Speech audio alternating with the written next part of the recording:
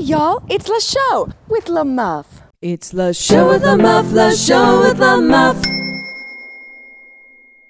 Today we have a featured guest, Bob Schriner. Bob is a writer and an actor and a comedian and a general funny man, and to me, above all, he is a prankster. He's going to help me today make one of my dreams, actually 3 of my dreams, come true. Throwing wine in someone's face, breaking a beer bottle and threatening someone's life with it, and flipping a table in a fit of rage. I'm calling today's episode Muff Smash! The first thing I'd like to start with is the least violent, but highly dramatic wine splash in the face. Right? We've seen it in movies, we've seen it on TV. But we rarely see it done in public. So for throwing the wine in someone's, it should be on the face, right? Not on the chest. The face is really, that's the point of humiliation. When you you spit on someone's face, when you throw something in someone's face, it represents you as a person. Glass. If you have a white wine glass, which is bigger and has that like more of a closed top, I think you want to be standing so you can kind of angle down. For this, it's a little bit more open, so you're but I just want to make sure it doesn't just dribble out onto the table and then I get a trajectory. Do I want to make a sound when I'm doing that? I think the desire to make a sound is just to get more attention, like, hey everybody, look what I'm about to do to this asshole. Yeah. An insult is good, like, fucker! Works really well. All right, let's do a little test here. Insult me. You have the clitoris the size of a 6-foot party sub? How dare you! Oh, I missed. How dare you! God, how dare you!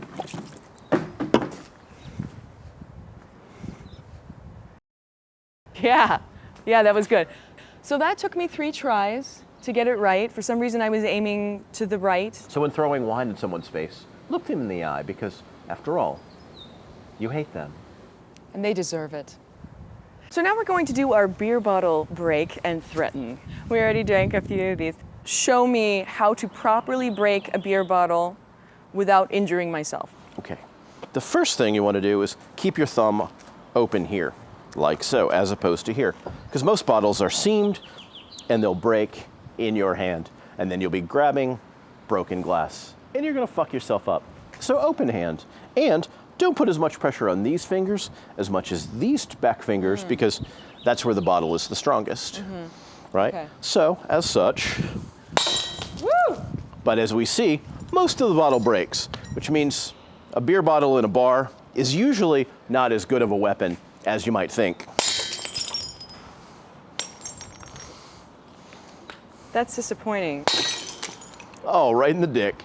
But how is it that in movies and TV, which is where this idea comes from, that they break the bottle and it breaks off into these perfect jagged shards that you can then like slice someone's neck with?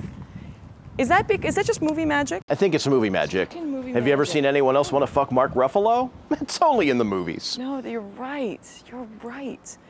Breakaway bottles, ladies and gentlemen. Want to try one? Oh God, I'm scared. And swing like a drumstick. So it's a wrist.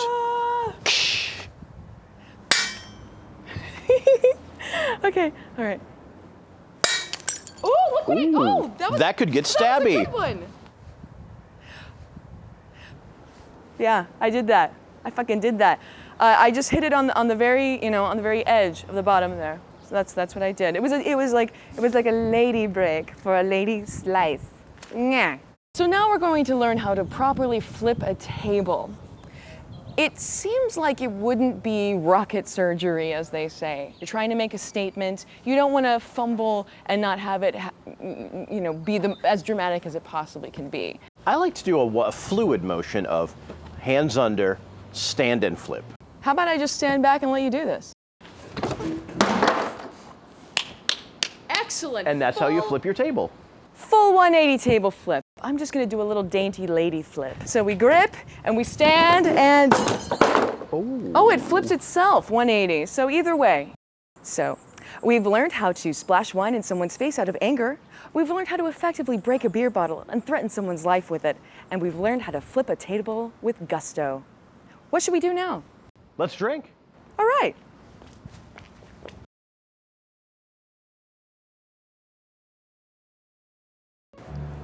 So, How long have you been on Zeusk dating?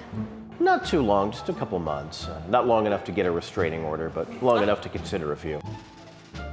There was one guy I really thought he was the perfect man from his picture. He had these great pictures. You know, there was one of him with like, you know, a light up sword at Disneyland, and I thought that is the man for me. Sure. But then as soon as I arrived, he opened his mouth and he kind of sounded like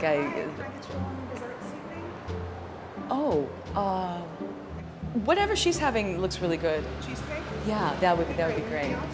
Not funny thing. Do you think that was really a wise choice? What do you? I would just think someone like you might want to go with the soda water and a lime. What are you suggesting? I'm just saying, you may be a little fat for cheesecake. Fat? How dare you? You should feel lucky that I would come on a date with you. Lucky? From the internet.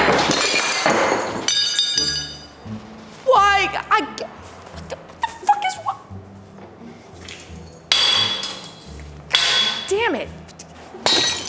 How dare you? I am a beautiful woman who wants some goddamn cheesecake. Give me that fucking cheesecake and the fork. Just give it to her. I got it on fine.